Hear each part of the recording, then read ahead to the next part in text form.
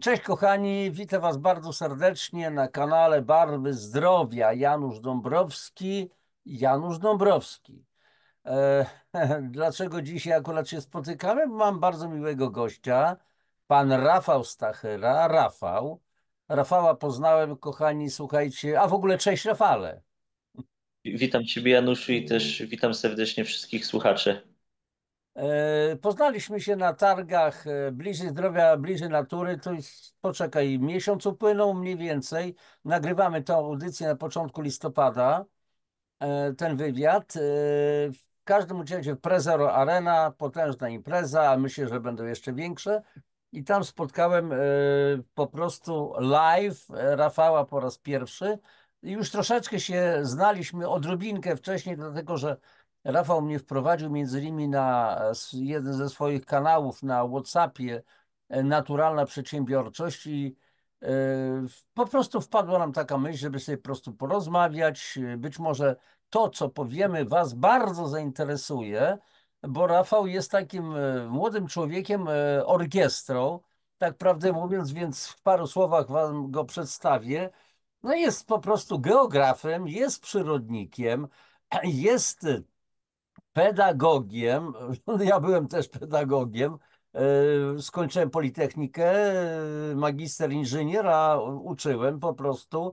Instruktorem sportów Rafał jest, masażystą, apiterapeutą, jest autorem prac naukowych, jest prelegentem, jest organizatorem konferencji, kongresów, festiwali, robi wywiady związane z szeroko pojętą tematyką natury, powrotu do natury, ale nie w takim prymitywnym sensie, że mielibyśmy budować chałupy kurne, załóżmy, ale to zupełnie co innego, raczej świadome obcowanie po prostu z naturą. Bardzo silnie angażuje się w działalność popularyzatorską. Co jeszcze? Interesuje się i zajmuje się rozwojem osobistym, duchowym i tak dalej. I zanim pokażę parę rzeczy, że tak powiem, owoców działania Rafała, chciałbym Cię na początek, Rafale, zapytać o jedną rzecz. Jak to się stało, że Ty, młody człowiek, tak prawdę mówiąc, stałeś się takim człowiekiem orkiestrą, który zajmuje się wieloma dziedzinami, który ma niesamowitą taką łączność, chęć integracji różnych środowisk, które chcą właśnie takiego powrotu do natury, takiej integralności z naturą, ludzi, którzy chcą się rozwijać, dbają o swój rozwój osobisty, czy też osobowy, o rozwój duchowy, o taką więź właśnie z naturą, o czystą ekologię, o to, ażeby po prostu współgrać ze środowiskiem tym po prostu przyrodniczym. Powiedz mi, jak to się stało, że tym zainteresowałeś i kiedy to się stało? Czy to jest bardzo długa historia? Ja właśnie jeszcze pamiętam, jak moi rówieśnicy, czy to w przedszkolu, czy to w zerówce, czy to w pierwszych klasach szkoły podstawowej, bali, bawili się samochodami i grali w gry związane z wyścigami. A ja na tamten czas wolałem pójść do lasu, spotkać się z bliskimi gdzieś w naturze, poczytać atlasy geograficzne, Hmm. książki, takie bajki, które uczą i pogłębiają wiedzę dzieci, takie jak na przykład było sobie życie, czy jak to działa, czy odkrywcy, wynalazcy. Były, były kiedyś takie kreskówki na różnych kanałach, no i mnie to zawsze fascynowało, jak ten świat działa, w jaki sposób my do właśnie momentu, który znamy obecnie. Później po parunastu latach tej drogi doszedłem do wniosku, że owszem, jest dużo rzeczy, które nas buduje i to są wytwory cywilizacji, które jak najbardziej są dobre dla człowieka, ale z roku na rok zacząłem dostrzegać, że jest dużo takich elementów destrukcyjnych Mhm. i dlatego stworzyłem taką koncepcję powrotu do natury, która zakłada, że bierzemy z tego świata tylko i wyłącznie to, co jest dobre, korzystne, budujące na wszystkich płaszczyznach, natomiast to, co w jakiś sposób działa na nas destrukcyjnie, ale też w znaczeniu takim, że nas upośledza, no to zostawiamy i łączymy te dwie ścieżki, no i w ten sposób budujemy nową cywilizację. I z jednej strony analizowałem to pod kątem naukowym i powstała moja praca, która ma ponad 450 stron, jest związana z życiem w naturze, czyli koncepcją pośrednią pomiędzy współczesnymi, współczesnym krajobrazem wiejskim, a współczesnymi miastami. Tak jak mamy na wsi pola, które się ciągną po horyzont, a w miastach bloki, które Mhm. sięgają chmur, no to ja stworzyłem taką koncepcję, która z jednej strony sięga z tradycji, w pozytywnym tego słowa znaczeniu, także z historii, z tego, co niegdyś można określić jako takie bioróżnorodne, wielopokoleniowe gospodarstwa, z drugiej strony z technologii, czyli tego, co udało się nam wypracować, czyli ta technologia, która jest pronaturalna, proekologiczna, z trzeciej strony z nowych odkryć, które są związane z środowiskiem naturalnym. Do takich odkryć można zaliczyć permakulturę, agroleśnictwo, Mhm. rolnictwo regeneratywne, rolnictwo ekologiczne, nauka pracy z ziemią. Plus jeszcze do tego dołożyłem taki aspekt ideowy. Tutaj podkreślam, że jest to rzecz związana stricte z dobrymi ideami, które nie są ideologiami. Tutaj różnica jest taka, że ja w książce, bo też oprócz tej pracy naukowej, stworzyłem taką książkę, w jaki sposób mógłby funkcjonować taki świat, w którym człowiek mógłby tworzyć wespół z naturą. I tam takim podstawowym filarem w tym świecie wcale nie jest troska o naturę. Owszem, to jest istotny filar, ale najważniejszym filarem jest szanowanie wolnej woli drugiego człowieka, Mhm. e, zwierząt, też e, flory, czyli wszystkiego co roślinne, planety.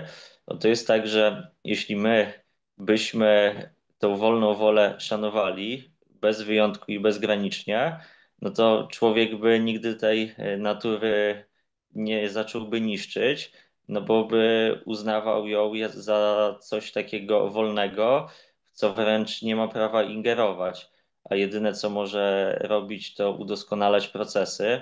Owszem, czasem człowiek potrzebuje skorzystać z surowców, które są w naturze, ale wtedy na przykład ścinając takie drzewo, warto posadzić co najmniej dwa drzewa w zamian. Najlepiej dużo więcej tych drzew.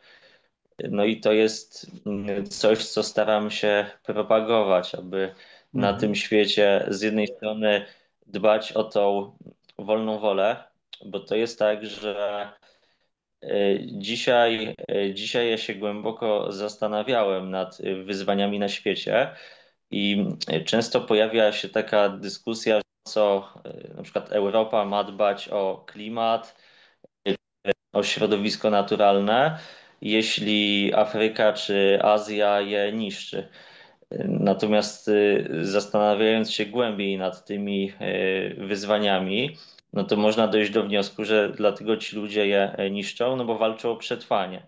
I Tak. oni te właśnie drzewa ścinają, potem często to jest do krajów wysoko rozwiniętych transportowane, a gdyby właśnie człowiek zaczął od siebie, czyli co zrobić, żeby on się tutaj dobrze czuł na ziemi, i wtedy prędzej czy później doszedłby do takiego wniosku, em, że chciałby tą ziemię pozostawić też dla przyszłych pokoleń, i też w domyśle dla siebie, bo patrząc na taką głębszą wiedzę duchową, no to takim rajem, który jest nam dany przez Boga czy Stwórcę, jest właśnie ziemia. Jeśli mamy otrzymać jakąś nagrodę, no to jest właśnie ziemia. Mhm. I im bardziej będziemy o tą ziemię dbali, tym będziemy mieli tutaj większą nagrodę w przyszłości, tutaj jako cała ludzkość, że będziemy mogli powtórnie wrócić do miejsca, które jest piękne, które jest bujne, które jest bioróżnorodne. I tutaj też dochodzimy do takiego ważnego elementu w moim życiu, którym oprócz tych badań natury też prowadzę takie badania związane z umysłem, świadomością. I doszło do mnie, że mm, bardzo dużo ludzi wierzy w coś takiego, że na przykład będzie żył w sposób destrukcyjny dla otoczenia, a później ostatni rok swojego życia, czy tam parę dni, czy miesięcy się w cudzysłowie nawróci i potem otrzyma jakieś lepsze życie. Tak. Natomiast to, co jest takim prawem przyrody, to jest to, że właśnie im sobie coś sami lepiej wypracujemy, tym to życie będziemy mieli lepiej ułożone i zarówno to obecne i przyszłe. I tutaj też to, co ja staram się propagować i przedstawiać, że tutaj ważna jest każda minuta życia, każda godzina, każdy dzień, każdy miesiąc, rok. I im te wszystkie chwile skupimy na tym, co budujące, tym zarówno dla nas, jak i dla całego naszego otoczenia to będzie korzystniejsze. Więc tutaj też mamy aspekt związany właśnie z tą duchowością. Tak. Natomiast tutaj nie chciałbym tego utożsamiać z jakimiś religiami, Mhm. z sekciarstwem czy czymś, co przez ludzi często jest wypaczane. Tylko ja tutaj mówię o takich prostych zasadach, czyli żeby szanować wolną wolę, żeby rzeczywiście być tą miłością, ale miłością w znaczeniu takim, że po pierwsze szanujemy wolność, bo bez prawdziwej wolności nie ma miłości, a po drugie też, że staramy się że rzeczywiście wziąć odpowiedzialność najpierw za siebie, później też za tych, którzy tego będą potrzebowali, ale tutaj ważną rzeczą jest to, że oni muszą nas o to poprosić, a później dopiero za świat i naturę. Bo świat byłby rajem, gdyby każdy swoje życie ogarnął, a teraz jest tak, że ludzie często swojego życia nie ogarniają, jeżdżą gdzieś tam do Afryki kopać studnie, tutaj ktoś z Afryki przyjeżdża do Europy i tak ludzie migrują. I potem każdy na tym świecie tą swoją tożsamość zatraca, a to wszystko jest dużo prostsze niż nam się wydaje. Posłuchaj, to ci wejdę w słowo, bo wywołałeś cały szereg po prostu takich tematów, zagadnień. Ja bym się chciał na krótko zatrzymać przy niektórych, po prostu tak jakby skomentować.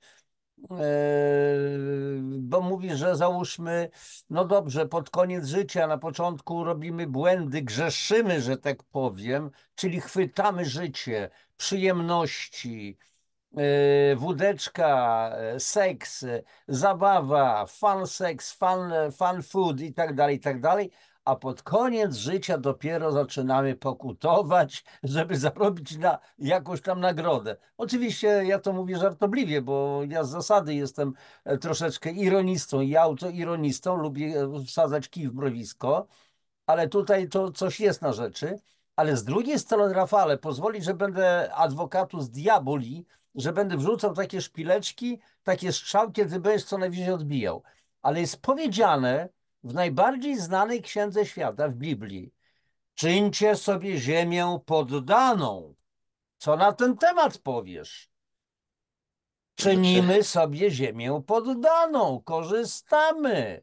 To w czym nasze błędy są? Znaczy ja powiem w ten sposób, jeśli chodzi o nauki Jezusa, jeśli chodzi o Biblię, Jest tam wiele rzeczy, które są bardzo piękne i wznoszące. Natomiast są też takie rzeczy, które po pierwsze no, nie należy tutaj interpretować dosłownie, Tak. a po drugie no, też chciałbym powiedzieć wprost, no, że są pewne rzeczy zawarte w tej księdze, które ja tutaj osobiście odrzucam. Bo gdyby każdy z nas wziął sobie Biblię jako taki wyznacznik i rzeczywiście w 100% postępował w zgodzie z Biblią, no to był na przykład taki fragment, gdzie Bóg na przykład zniszczył dwa miasta, czyli Sodomę i Gomorę. Znaczy to, czy to Przy był Bóg. okazji to pytanie, czy na pewno Bóg, No Bóg właśnie, właśnie, miłości. no właśnie, to jest właśnie pytanie, czy to jest Bóg, czy nie Bóg.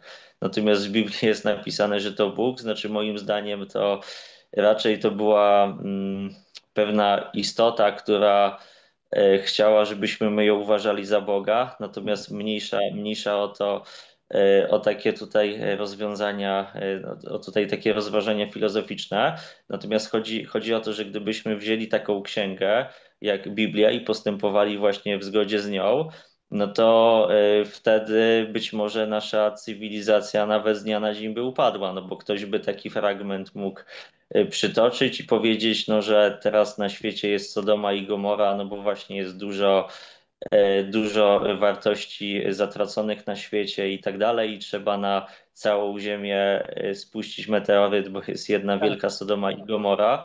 No to ja na to patrzę tutaj zupełnie inaczej, bo jest wiele różnego rodzaju nauk,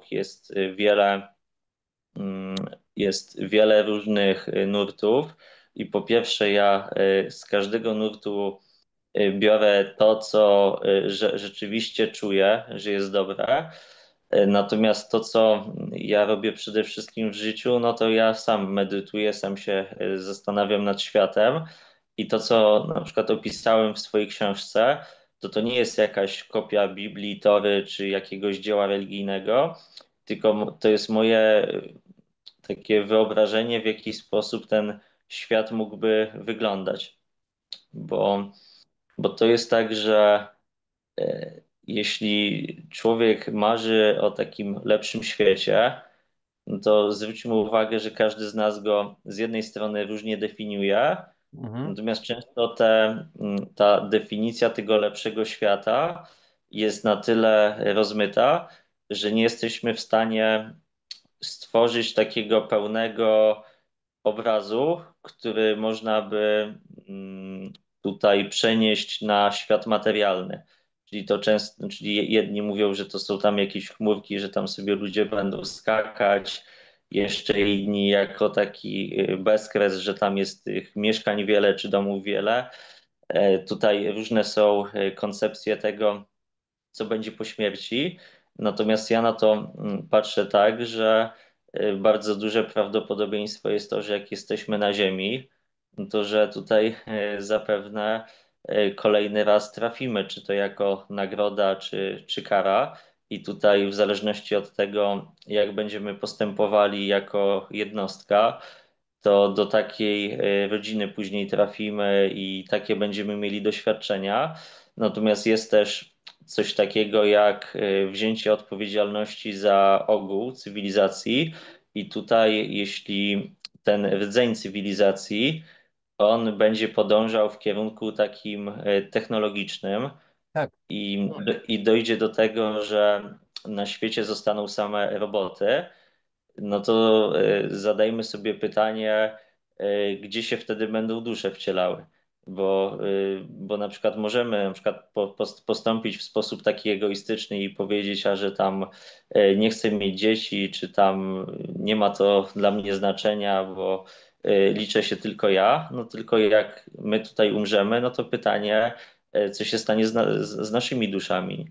I tutaj dochodząc do tego wszystkiego właśnie stworzyłem taką książkę, Naturalny Świat. Naturalny I świat, tak. tam, tak, i tą książkę 5 lat aż pisałem. Tam są bardzo takie głębokie myśli zawarte, jak ten cały świat funkcjonuje. Natomiast też to jest książka może nie tyle fantastyczna, tylko to jest opis pewnego ideału, do którego nam wszystkim jeszcze bardzo dużo brakuje i też mówię tutaj o sobie. Mhm. Natomiast staram się też właśnie patrzeć na to w sposób taki bardziej przyziemny, logiczny i na poziomie tu i teraz, czyli patrzę właśnie dzięki tym wszystkim kongresom, tym wszystkim wydarzeniom, które tworzę, edukuję ludzi, aby już teraz mogli stworzyć lepszy świat. I nie chodzi tutaj o zmiany radykalne, że teraz każdy ma porzucić ubrania, komputery, samochody, mieszkanie w miastach i się przenieść na wieś. Tylko mówimy tutaj o drobnych zmianach, które codziennie, co miesiąc każdy z nas może implementować. I Mhm. wtedy suma takich zmian, które są wprowadzane w sposób ewolucyjny na przestrzeni wielu, wielu lat, może spowodować, że w ostatecznym rozrachunku za 50 lat obudzimy się w zupełnie innym świecie, ale nie będzie musiało być żadnej wojny, pandemii, katastrofy, tylko będziemy widzieli, że ten świat płynie, że on się na przestrzeni lat zmienia. Natomiast przyjdzie taki dzień, że obudzimy się w świecie i powiemy: wow, 50 lat temu byliśmy w zupełnie innym miejscu. To, co teraz nastało, to nowa cywilizacja. I, i to, co jest jeszcze ważne w tym wszystkim, to tak zwane uczucia, czyli jakie nam towarzyszą uczucia, bo wiele ludzi podchodzi do tego w sposób skupiający się tylko i wyłącznie na celu, czyli dążymy do tego, żeby stworzyć jakiś sztuczny mózg, jakieś sztuczne słońce na Ziemi, Mhm. jakieś różne wynalazki. Natomiast nie cieszymy się z drogi, a całe życie jest drogą. I właśnie prawdziwe szczęście wynika z tego, że na tej drodze życiowej, w której dążymy do pewnych celów i się cieszymy z ich osiągnięcia, no to przede wszystkim cieszymy się z drogi, którą przebywamy. I to właśnie im tą drogę lepiej sobie stworzymy i zagospodarujemy to nasze życie w pozytywne doświadczenia, tym będzie to nasze życie bardziej szczęśliwe, bo ja od już długiego czasu do tego podchodzę w ten sposób, że owszem, robię szereg kongresów, szereg inicjatyw i przyznam się, że nie wszystkie wychodzą, nie wszystkie wychodzą w taki sposób, jak to sobie zamierzyłem, Mhm. ale nie odczuwałem już przez długi czas jakiegoś poczucia porażki czy takich e, destrukcyjnych uczuć, jeśli mi coś nie wyszło, co sobie zamierzyłem, bo ja mam świadomość, że to jest tylko plan, natomiast realizując to, co sobie zamierzyłem, mogły nastąpić czynniki, których ja nie przewidziałem. I właśnie Tak. cała sztuka w tym wszystkim polega na tym, aby cieszyć się z tego, co się Mhm. udaje zrobić. Też nawet gdy. Przepraszam cię, Rafale, przerwę ci na chwilę, twój wywód, bo zamknę po prostu pewną klamrą, bo tu dobrze byłoby się odnieść do pewnych stwierdzeń, które tutaj poczyniłeś i ja bym chciał pokazać to, o czym ty mówisz, te kongresy twoje. Ale najpierw Ach, początek ja tak oczywiście sprowokowałem, mówiąc, czyńcie sobie ziemię poddaną. To znaczy, że uzyskaliśmy prawo do niszczenia przyrody, do niszczenia materii, ziemi i tak dalej, i tak dalej. A przecież jest też powiedziane, ten jest największym panem, kto jest najniższym sługą. Czyli jeżeli mnie zostało coś powierzone, to znaczy, że ja na to zasługuję, zakładając, że zasługuję na to, żeby żebym stał się takim powiernikiem tego wszystkiego, zarządcą i żebym dbał o to, a nie wyłącznie brutalnie eksploatował. I na pewno przecież to miałeś na myśli. To jest pierwsza myśl. A druga myśl to jest taka, że no właśnie, mówisz o tej ścieżce życia, że dla nas najważniejsze są założone cele i nieważne jakimi metodami my do tych celów dochodzimy, w jaki sposób je osiągamy, tak jest u wielu ludzi. Natomiast u ciebie i u wielu ludzi, którzy rozumieją o co chodzi, celem na przykład nawet życia to nie jest osiągnięcie czegoś, tak jak niektórzy mówią, ale wiesz, jak już będę na emeryturze, to będę szczęśliwy, sobie poustawiam, będę jeździł na wycieczki i tak dalej. Pytanie, dożyjesz do emerytury? Czyli to, co ty mówisz, żyjemy tu i teraz, carpe diem. Chwytajmy dzień, chwytajmy chwilę. Przeżywajmy ją razem z innymi. To mi się bardzo właśnie podoba. To właśnie podejście niesamowicie dojrzałe, niesamowicie głębokie. I teraz, kochani, tak wracając do naszych gości, którzy nas słuchają i oglądają, korzystam z okazji, bo Rafał kilka razy wspomniał o swoich przedsięwzięciach, o kongresach, więc ja bym chciał teraz pokazać Wam, co robi Rafał, jakie realizuje przedsięwzięcia. Udostępniam ekran i teraz momencik, gdzie tu będę? Chyba to będzie to, ale zaraz zobaczymy. O no właśnie, teraz popatrzmy. Mam nadzieję, że to jest widoczne. Kongres naturalny. Oczywiście to będą tylko krótkie minutki dosłownie, może kilkadziesiąt sekund tylko to będę pokazywał, ale jest sprawa taka, że linki do tych kongresów ja udostępnię pod audycją, w opisie audycji, żebyście mogli się zapoznać bliżej z tym wszystkim. A więc kongres naturalny. 10-30 listopada 2025, czyli aktualności. Wydarzenie online stworzone z myślą o pogłębianiu wiedzy i świadomości na temat życia w zgodzie z naturą. Nie będę tutaj rozwijał tych po prostu zakładek, to zrobicie sobie dalej. Ale na przykład dalej. Kongres Zdrowego Ciała od 10 do 30 stycznia 2026 roku, czyli to już jest zaplanowane, patroni, prelegenci i tak dalej, niesamowicie, niesamowita sprawa, wydarzenie online stworzone z myślą o pogłębianiu wiedzy i świadomości na temat życia w harmonii ze swoim ciałem. Dalej, Kongres Rozwoju. Popatrzcie, 1-20 marca 2026 roku, czyli macie szansę. To nie są kongresy, eventy, które już były, ale które będą, więc dlatego to pokazujemy, żebyście, kochani, nasi oglądający, nasi goście, żebyście mogli z tego skorzystać online bez żadnego problemu i tak dalej, i tak dalej.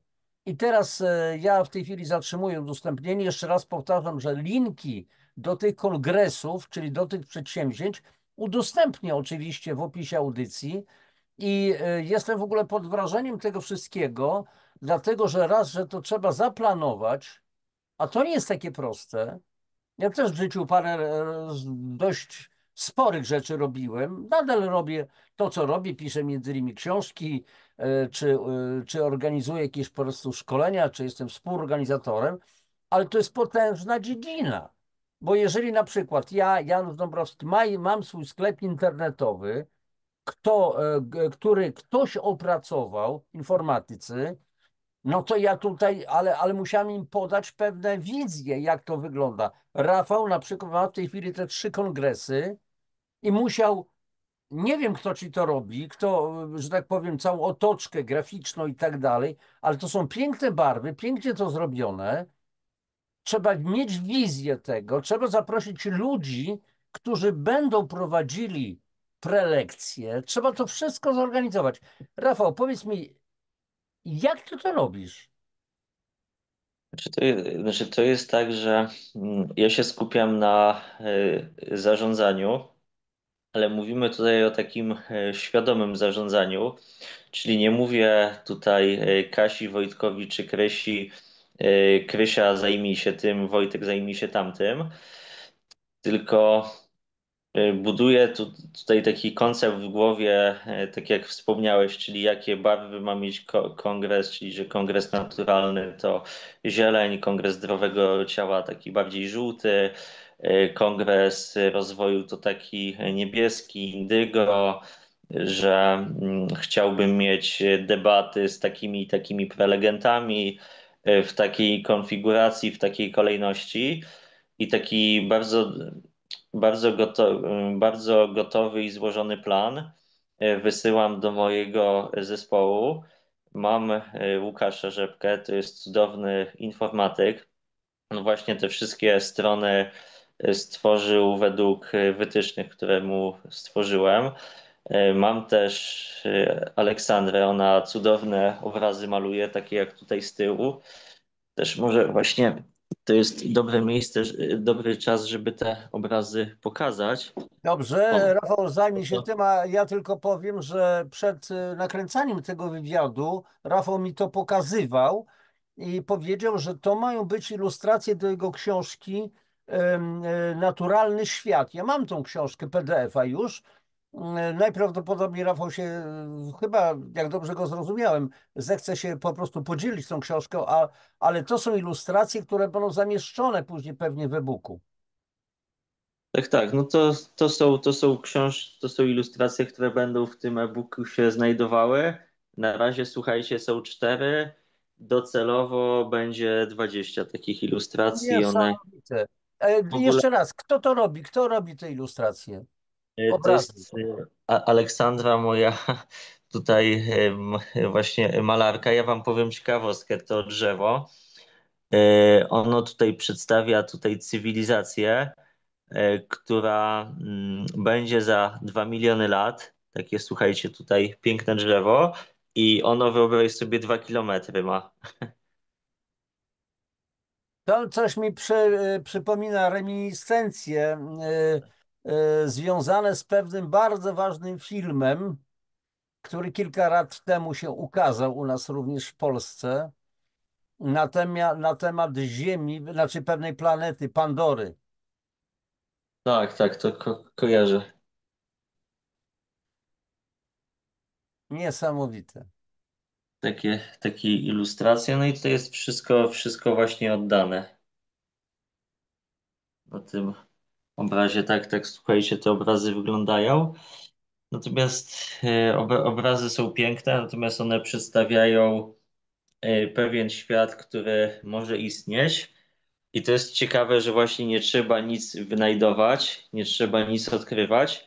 I taki świat może być na Ziemi już dzisiaj czy jutro. Oczywiście, patrząc na to realistycznie, to musi minąć paręnaście, może parędziesiąt lat, może parę wieków. Natomiast to są takie rzeczy, które ludzie mają przed oczami.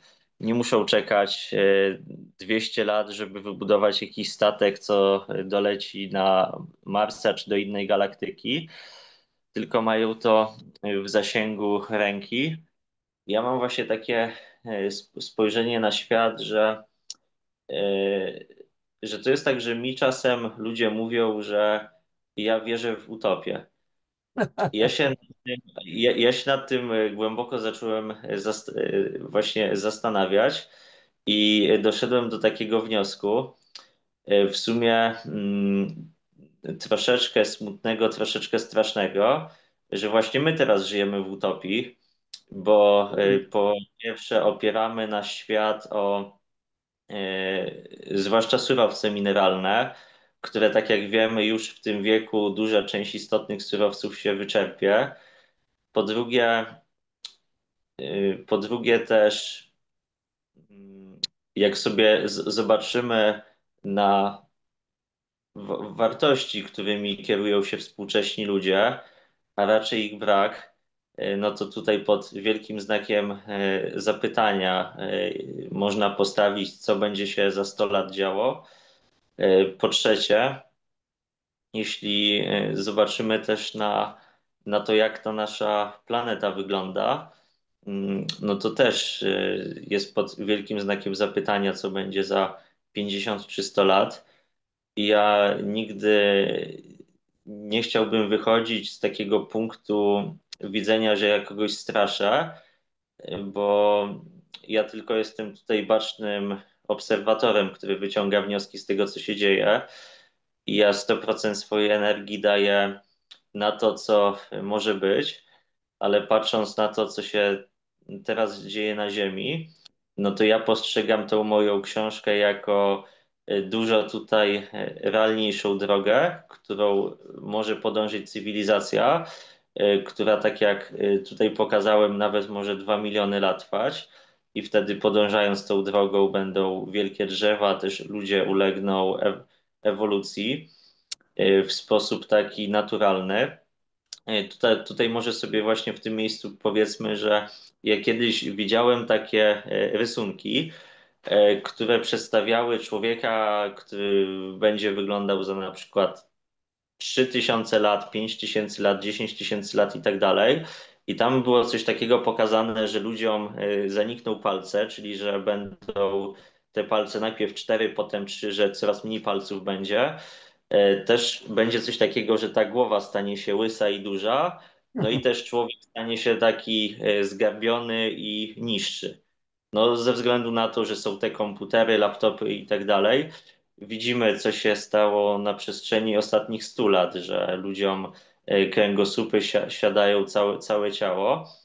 Natomiast to, jak ja na przykład widzę taki rozwój człowieka, to jeśli człowiek wróci do natury, zacznie mieć dostęp do naturalnych mikro-makroelementów, odżywi swój organizm, to ja właśnie widzę, że człowiek stanie się wyższy, bardziej postawny, silniejszy, też piękniejszy, ale w takim znaczeniu, że będzie wszechobecne tak zwane naturalne piękno człowieka. Tak. Tutaj wiele rzeczy się zmieni i to jest tak, że kiedyś właśnie takie powiedzenie słyszałem, bardzo mądre, że żeby czegoś się nowego dowiedzieć, wystarczy przeczytać kolejną książkę, ale żeby nabyć mądrość, trzeba zostawić coś, co jest zbędne, a co obecnie się wykonuje, czyli właśnie odejmując jedną rzecz codziennie, którą robimy, my jakby zyskujemy mądrość i ta mądrość wynika z tego, że uświadamiamy sobie, że dana rzecz no tutaj jest niczym innym jak stratą czasu i energii. Dobrze, Rafałku, to znowu tu ci wejdę w słowo. Będę co pewien czas po Tak? prostu takie przerywniki robił.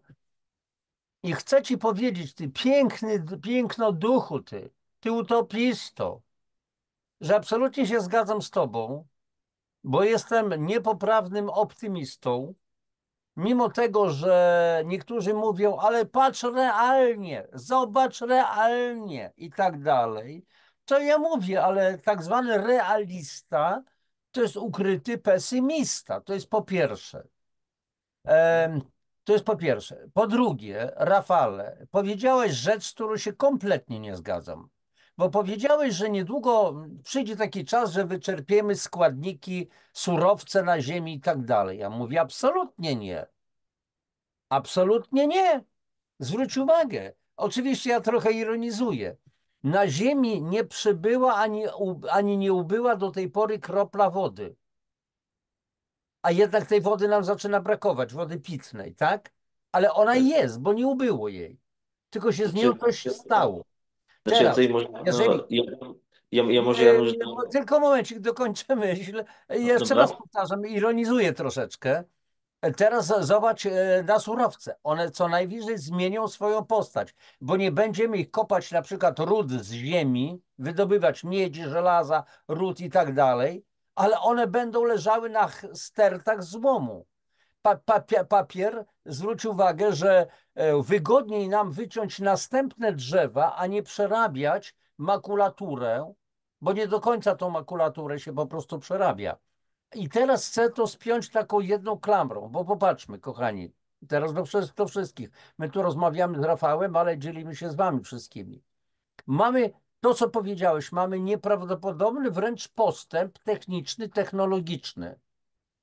Techniczny to jest coś innego niż technologia, bo technologia to jest w ogromnym skrócie sposób tworzenia, sposób wykonania, szukanie metody wykonania. Natomiast technika to oczywiście są różnego rodzaju urządzenia, które trzeba wykonać i teraz pytanie w jaki sposób, czyli tutaj wkracza technologia. Ale jest powiedziane, ja w jednej ze swoich książek nawet w ramce zamieściłem taki po prostu napis, że rozwój techniczny i technologiczny bez rozwoju duchowego to nie jest żaden postęp, to jest zagłada. Bo to, co powiedziałeś, to w końcu się stanie tak, że ludność zostanie wytrzebiona po prostu zwyczajnie, a na ziemi będą same maszyny, będą roboty. I na czym to się ma skończyć? Więc jaki jest cel tego życia? I warto zastanawiać się, jaki jest właśnie cel naszego życia. Po co my żyjemy w ogóle na tej planecie?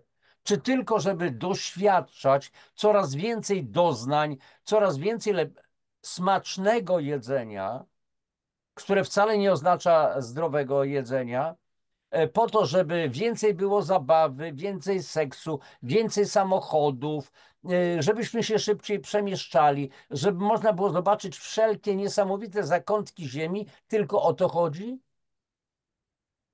A więc gdzieś się często zatraciliśmy i tak prawdę mówiąc, chwała Bogu, że jest coraz więcej takich ludzi jak na przykład Rafał. Myślę, że jesteś bardzo starą duszą, taką dzieckiem indygo czy kryształowym dzieckiem, dusze, które się dzisiaj wcielają na ziemi po prostu i którzy będą przewodnikami ludzkości. To takie, wiesz, krótkie jakby stwierdzenie, takie spięcie tego, co do tej pory powiedziałeś. Dobrze, Rafale, znowu oddaję ci głos.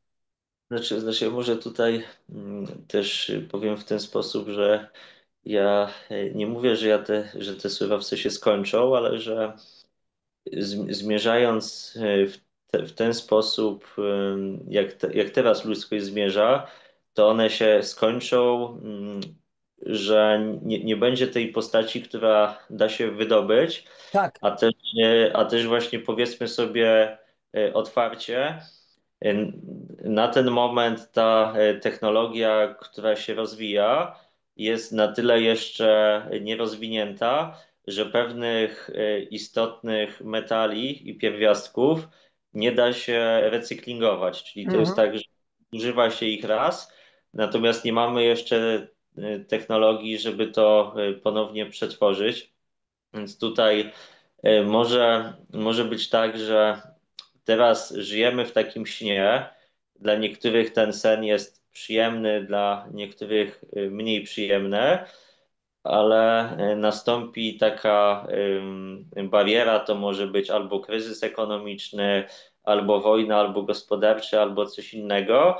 I wtedy niezależnie od tego, czy komuś się ta droga podoba, czy nie, wszyscy będą musieli z niej zrezygnować i to Mhm. będzie rezygnacja bardzo gwałtowna i burzliwa. I Natomiast bolesna teraz, być może. tak, natomiast teraz, jeśli się nad tym głębiej zastanowimy i codziennie podejmiemy drobne decyzje, które sumują się w czasie w kierunku tej naturalnej drogi rozwoju, no to wtedy taka przemiana nie będzie burzliwa i gwałtowna, tylko będzie ewolucyjna, będzie miła, przyjemna i wręcz codziennie będziemy się cieszyli. Po pierwsze tym, że jesteśmy na właściwej drodze, a na właściwej dlatego, że będziemy ją czuli. Czyli to nie jest tak, że powiemy komuś, że to jest właściwa droga, tylko będzie właściwa, no bo robiąc rzeczy, które właśnie są na tej drodze, będziemy czuli się szczęśliwi i będziemy czuli, że rzeczywiście podążamy we właściwym kierunku. I to jest właśnie taka sztuka też takich nauk, można powiedzieć, duchowych, które są autentyczne, że nikt się nie słucha jakichś guru, bo teraz jest na przykład dużo guru, że mamy różnych właśnie youtuberów, celebrytów i tak dalej, i oni mówią, żyj tak jak ja, a będziesz szczęśliwy. Tak. A tutaj to właśnie działa zupełnie na odwrót, czyli mówiąc o pewnych rzeczach, na przykład w jaki sposób ja żyję, no to nie mówię nikomu, że ktoś ma żyć tak jak ja, ale pokazuję po pierwsze swoim obrazem życia, że żyjąc w ten, a nie w inny sposób, ja jestem szczęśliwy i spełniony, a po drugie też każdy może sam właśnie testować różne rzeczy, które czuje, których nie czuje. No i tutaj też powiem na zakończenie tego, że każdy z nas jest inny i właśnie to, co ja na przykład będę czuł, na przykład ty możesz nie czuć, a ktoś inny może czuć bądź też nie czuć. Więc ja zawsze zachęcam tutaj do podążania własną drogą życiową, bo jeden jest stworzony do tego, tak jak ja, żeby tworzyć różne kongresy, networkingować ludzi, Mhm. zajmować się naturą czy zdrowiem. Ktoś jeszcze inny się dobrze czuje na przykład w miejscach odosobnienia, ktoś jeszcze inny mm, lubi dawać ludziom radość na zasadzie jakichś takich form spędzania wolnego czasu, które są budujące, na przykład świadomościowa muzyka. No i właśnie tutaj sztuką jest zrozumienie, że jest właśnie ta wolna wola, o której bardzo dużo mówię. Natomiast też sztuką jest zrozumienie, że każdy z nas ma zupełnie inną drogę życiową, natomiast te drogi życiowe muszą się łączyć, na tyle łączyć, żeby tworzyć spójny świat. I jeśli chodzi o ten spójny świat, no to tam nie ma nie wiadomo ile dogmatów, które trzeba spełnić, tylko jest raptem kilka, czyli żeby to był bardziej naturalny świat, szanujący wolną wolę, zdrowie, taką prawdziwą miłość do drugiego człowieka. No i tutaj nie trzeba, tak jak na przykład w tej księdze, której wymieniłeś, spełniać masy norm, zakazów, nakazów, tylko po prostu właśnie sztuką jest to, żeby być szczęśliwym. I jeśli ktoś jest szczęśliwy, no to to jest jeden z wyznaczników, że zapewne jest na właściwej drodze, no bo jest szczęśliwy. Tak, i tu wiesz, no, ta rozmowa w ogóle daje mi niesamowitą radość, bo jednocześnie to współgra z tym, co mi bardzo w duszy gra, to w czym jestem od wielu, wielu lat, to o czym piszę w jednej z moich książek, najważniejszej książce, tak prawdę mówiąc, nie samym chlebem żyje człowiek, jak odkryć Boga w sobie. No i oczywiście to też może wzburzenie w pewnych kręgach czasami wywoływać. Jak to? To czy ty się Bogiem masz? No to było też pytanie do Jezusa skierowane przez faryzeuszy, a on odpowiedział, to nie wiecie, że bogami jesteście? No to już tak, jeżeli już o ten temat zatrącamy, to jeżeli jesteśmy dziećmi Boga, to jesteśmy bogami, boginiami, mniejszymi, ale jesteśmy. No ale mniejsza z tym. I w każdym razie posłuchaj, bo mówisz tutaj w domyśle troszeczkę o tym ziemskim raju, o tym niebie, bo my sobie wyobrażamy często bardzo tak, bardzo w taki bardzo prosty sposób, że użyję tylko tego określenia, że niebo to gdzieś tam daleko, daleko, daleko, a piekło to gdzieś tam jest pod nami, głęboko w ziemi, bo tam jądro rozpalone, tam jest diabli, gotują smołę i tak dalej, i tak dalej. No takie bardzo, powiem, prymitywne po prostu wyobrażenia, to absolutnie nie. Jako w niebie, tak i na ziemi ma być, w modlitwie chociażby pańskiej. A więc tutaj zatracamy nie o religię, tylko o naszą istotę duchową, tak prawdę mówiąc. I teraz chodzi o to, żebyśmy mogli faktycznie stworzyć raj na ziemi. Ale podstawą tego raju jest to, co mówił Jezus i to, co jest zgodne z naukami Huny. To jest taka nauka Hunów, strażników tajemnicy. Po pierwsze, nie czyń tego drugiemu, co tobie niemiłe, zawsze pomagać, nigdy nie krzywdzić. To jest jedna sprawa. Nie krzywdzić również siebie, nie krzywdzić innych ludzi, nie krzywdzić otoczenia, nie krzywdzić matki ziemi, Gai, absolutnie i tak dalej. Aha, to znaczy co, nie mam ściąć drzewa? Ależ tak, masz prawo ściąć, to o czym wcześniej powiedziałeś, ale jeżeli Indianie na przykład mieli ścinać drzewo, to najpierw mówili do ducha drzewa, że Mhm. potrzebują tego drewna, tej materii i przepraszali ducha drzewa. Jeżeli zabijali bizona jelenia, to jednocześnie oddawali mu cześć w pewnym sensie, że jego życie będzie służyć ich życiu, tak prawdę mówiąc. Natomiast dzisiaj my po prostu brutalnie, bezczelnie eksploatujemy wszystko to, co zostało nam po prostu dane. Zatraciliśmy tutaj tego ducha i poczucie wdzięczności, a powinniśmy być za wszystko wdzięczni. Za te surowce, które mamy na ziemi, za wodę, za surowce mineralne, za glebę, za rośliny, za zwierzęta, za innych ludzi. A nam się wydaje, że wszystko sobie zawdzięczamy. No, sam skończyłem szkołę, taką czy owaką. Sam zorganizowałem własną firmę, sam. Gdybyś nie otrzymał możliwości, to byś tego nie zrobił. Żebyś nie otrzymał inteligencji, to byś tego nie zrobił. Żebyś nie spotkał na drodze z pewnych ludzi, którzy udzielili ci pomocy, współpracowali z tobą, to byś tego nie zrobił, nie doszedłbyś do tego kompletnie. Więc Rafale, tutaj, no mówię, bardzo się cieszę, że doszło do rozmowy takiej między nami, bo to jest po prostu, to co mówisz jest szalenie głębokie. Ja w ogóle w ostatnich wielu, tych mniej więcej około kilkunastu lat, tych ostatnich kilkunastu latach spotkałem młodych ludzi i stwierdziłem, że wielu z tych młodych ludzi to nie są jacyś głupcy, to są jakieś ograniczone jednostki, jak dzisiaj się mówi, taka gimbaza, tylko wielu z nich to są niesamowite dusze. Ja już mówiłem, przechodziłem bardzo często na ty, sam proponowałem, oni się krępowali, ale panie Januszu, bo ja mówię co, bo mam taki zaawansowany PESEL. Mówię, chłopie, nie. Ja z wieloma ludźmi w moim wieku nie będę nigdy na ty, dlatego że ja nie mam z nimi żadnego porozumienia, są niepoważni. A wy jesteście poważni.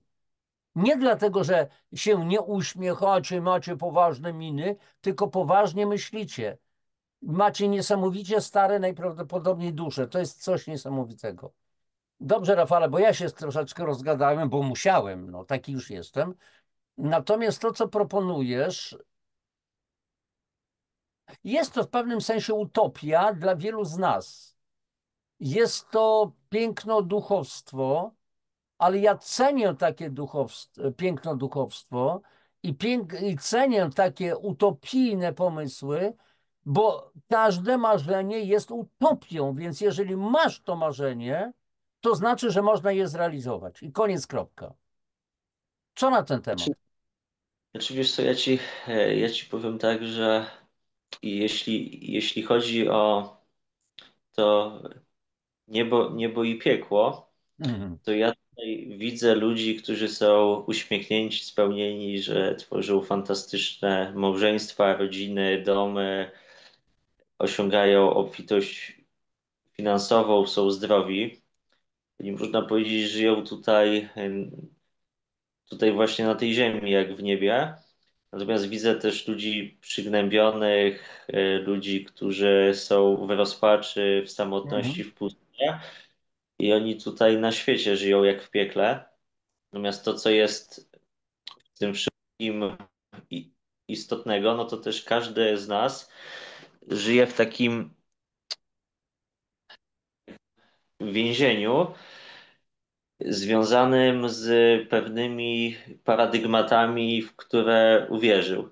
Mhm. Bo takimi jedynymi prawami, które można uznać za boskie, które są prawie że niezmienne, to są prawa natury, czyli to, że mamy na przykład lód, który się topi, z niego powstaje woda, potem ta woda paruje, tworzą się chmury, potem z chmur z chmur ponownie tutaj spada deszcz.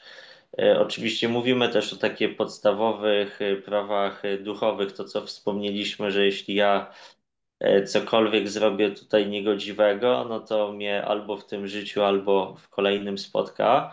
Za to jakaś kara, ale nie w znaczeniu kara, że ktoś mnie będzie karał, tylko ja na przykład sam będę miał tutaj mniejsze spektrum wyboru i będę wybierał pomiędzy tak zwanymi niekorzystnymi rzeczami w życiu, no bo tak mi się Tak, ułoży życie. tak. Ale ale to, co jest jeszcze istotne tutaj właśnie z perspektywy tych paradygmatów, o których mówiłem, to jest tak, że człowiek uwierzył, że pewne rzeczy, które są, nazwę to w ten sposób, niepasujące do świata i w dłuższym dystansie działające destrukcyjnie, one są dobre i są szczytem cywilizacji. I ja tą swoją książkę Naturalny świat zacząłem w ten sposób, że jest pewien człowiek, który jest zrezygnowany życiem na Ziemi i chciałby się przenieść do lepszego świata, a przenosząc się do tego lepszego świata, on na początku nie jest w stanie go docenić, uważa go za dziwny, niezrozumiały i z tego powodu, że te rzeczy wykraczają poza jego skalę pojmowania, on zaczyna go traktować jako coś piekielnego. Czyli jako takie utożsamienie zła. I też właśnie ludzie tkwią w takim schemacie.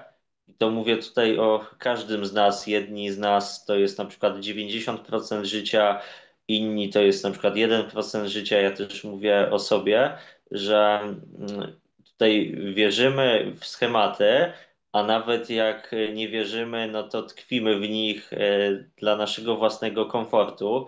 No bo na przykład co ludzie powiedzą, albo to będzie dziwne, albo takie owakie. Tak. No i w ten sposób budujemy też gorszy świat. Po pierwsze biernością, ale po drugie też odtwarzaniem tego, czego tak naprawdę nie czujemy. I to jest tak, że gdy człowiek zaczyna podążać za czuciem, może się okazać, że na początku rzeczywiście to wszystko będzie dziwnie wyglądało, ale prędzej czy później zaczniemy realizować rzeczy, których nigdy po sobie się nie spodziewaliśmy. Mhm. Ja od pewnego czasu osiągnąłem już pewną taką stopę życiową, z której jestem zadowolony i stwierdziłem, że nie mam żadnych planów, marzeń, dążeń takich, które za wszelką cenę muszę spełnić. I to, co się okazało, to zacząłem właśnie spełniać rzeczy, po pierwsze takie, do których przestałem dążyć, bo może nie tyle przestałem w nie wierzyć, ale odpuściłem je, ale Mhm. też spełniłem takie rzeczy, których po sobie nie spodziewał, że je spełnię. I, I też właśnie ta droga dotarcia do nich była bardzo taka nietypowa, ale też udało mi się je osiągnąć. I to, co jest też istotnego w takim przenoszeniu się do nowego świata, do nowej rzeczywistości, aby właśnie być otwartym na tą zmianę, y, bo to, czym bym spuentował tą wypowiedź, to jest to, że człowiek często boi się.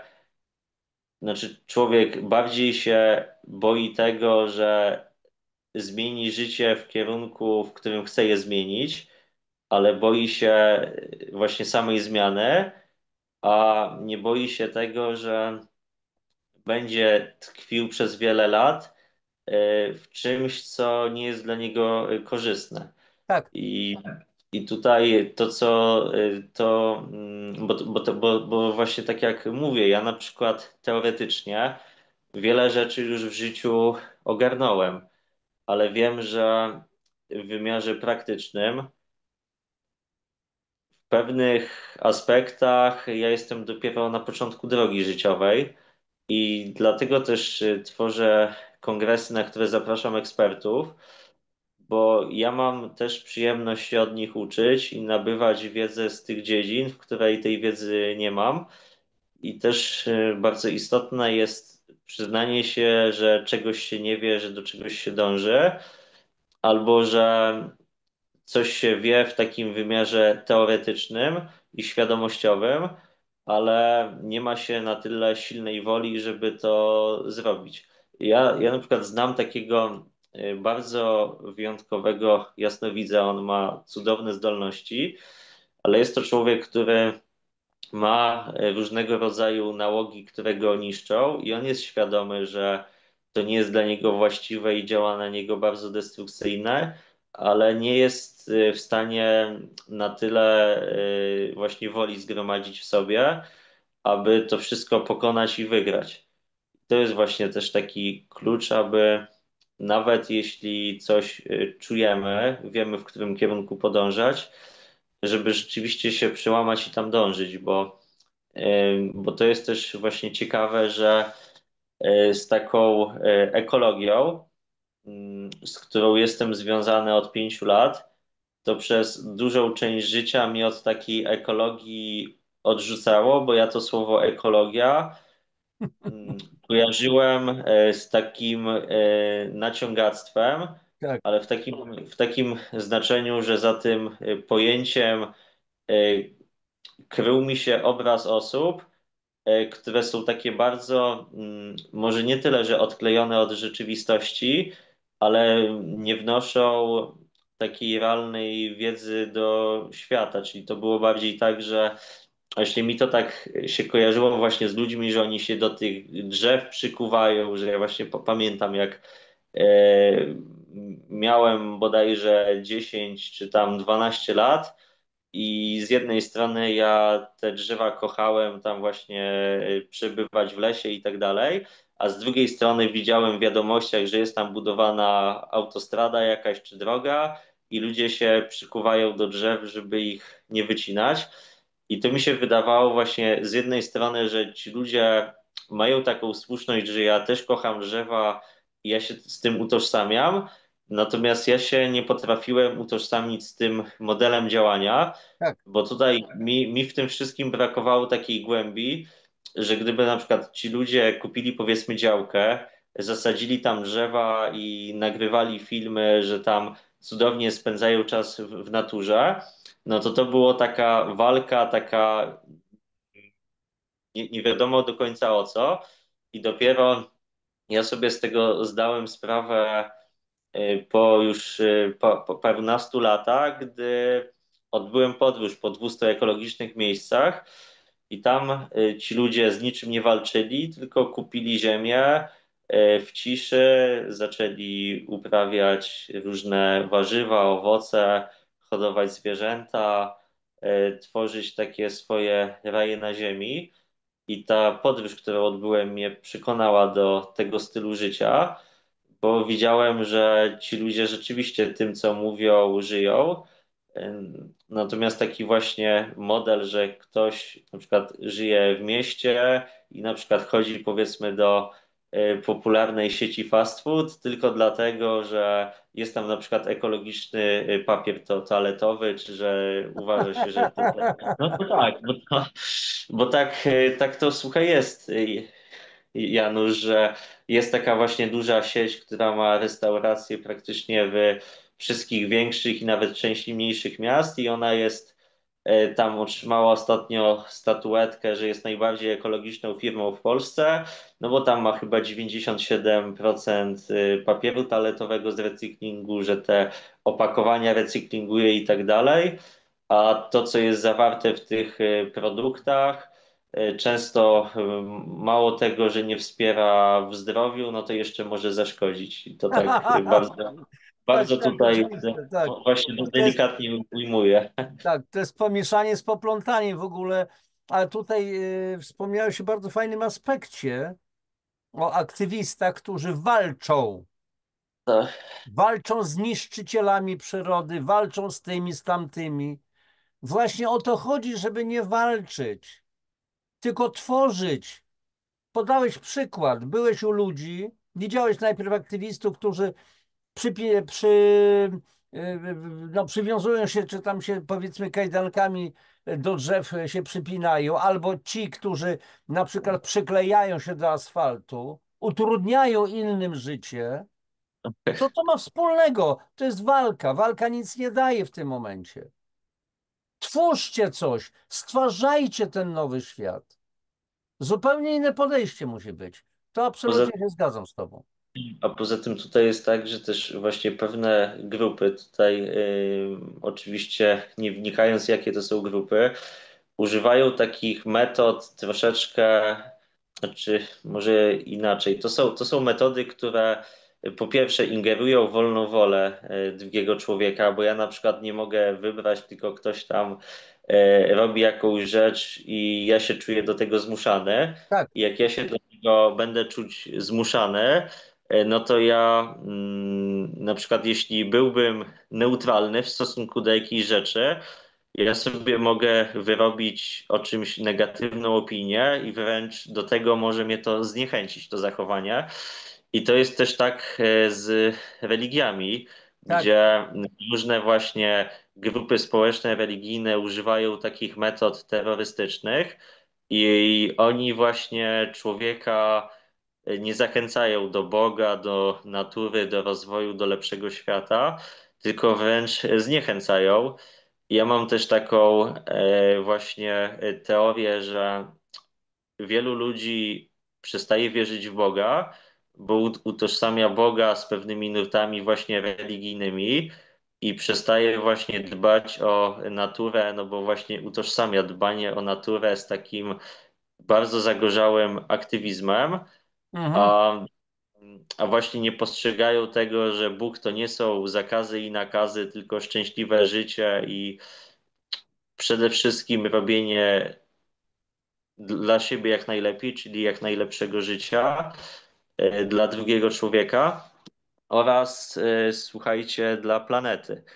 Natomiast to samo jest z właśnie tym aktywizmem, że taka właśnie ekologia, no to polega na tym, że ja na przykład kupuję kawałek ziemi, zakładam kanał YouTube i pokazuję w jaki sposób żyć. Ja słuchaj sobie telefon podłączę, bo tutaj mi się bateria Bardzo kończy. dobrze. Jak widzicie, Ja, kochani, to jest real, to jest samo życie. Były też jakieś problemy wcześniej techniczne, coś z fonią tam było i tak dalej, ale to nic nie szkodzi. Kontynuujemy. ważne, żeby tutaj rozmowa płynęła, więc jakby Oczywiste. cudownie się, słuchajcie, rozmawia.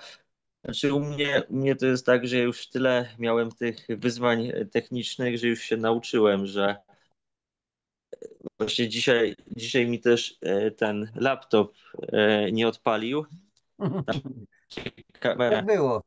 zepsuła i tutaj na telefon się przerzuciłem.